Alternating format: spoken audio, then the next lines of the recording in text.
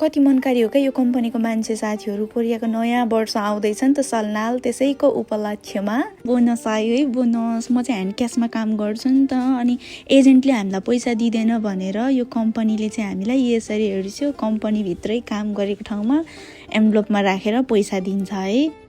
अनि साथीहरू मैले यति ठाउँ काम गरेको छु, लाइक यति दुःख है कसरी सुनाऊँ, तर त्यो सबै ठाउँहरूको एक्सपिरियन्स हेर्दाखेरि जुन अहिले मैले गरिरहेको यो ठाउँ एकदमै बेस्ट लाग्छ होइन।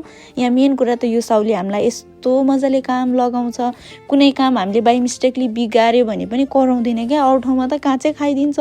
अनि कस्तो प्रेसर हुन्छ कि आफूले गरेको गल्ती तीमाथि गालीमै गुड्ने।